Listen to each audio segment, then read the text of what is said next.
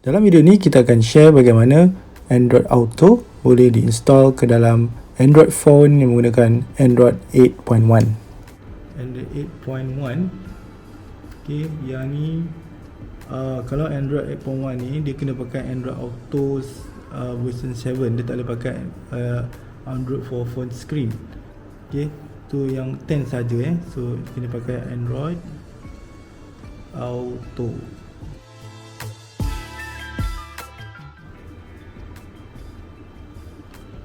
Okay, yang ni ambil yang latest. Okay, done. So see available download. Okay, ambil yang terbaru lah ni. Okay, so mungkin file besar sedikit, 34. Okay, kita cuba download 34.71.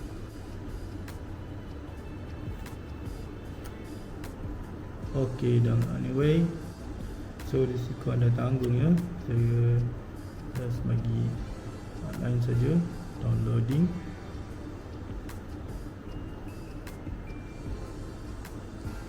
Okay, boleh open. Okay, install. Okay, open.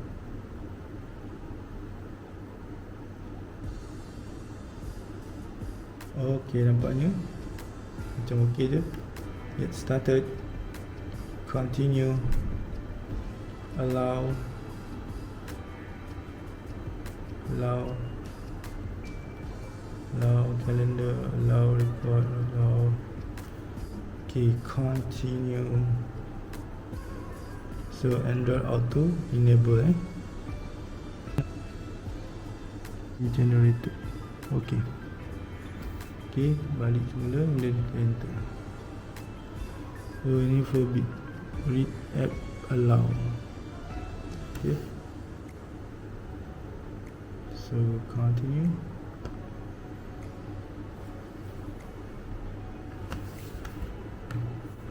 Okay, done.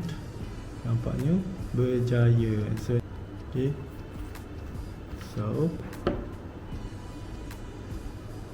okay, nampak. Okay, work like charm. Tekan sini. So dia ada podcast, Telegram.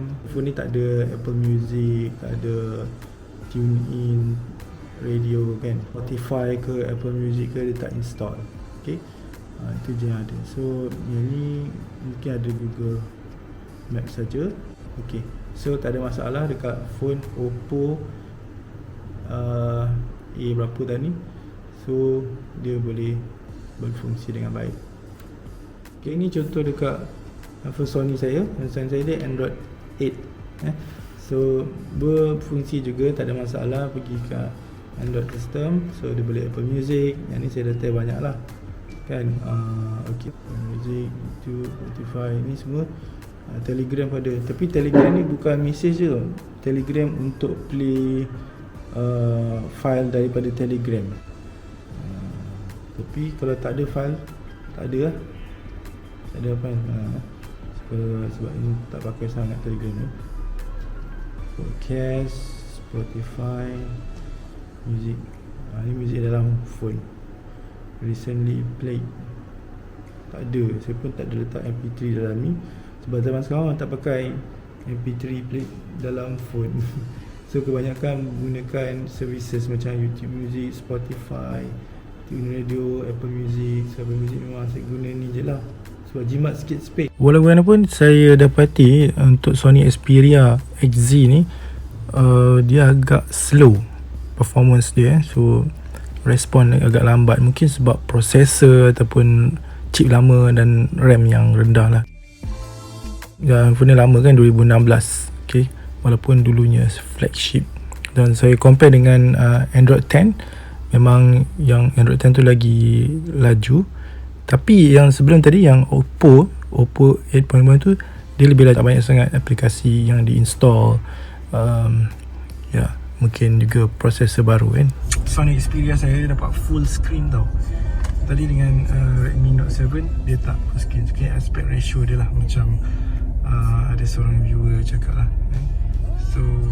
best lah kalau full screen, nampak lebih besar sikit. Okay. Jadi itu saja untuk video kali ini.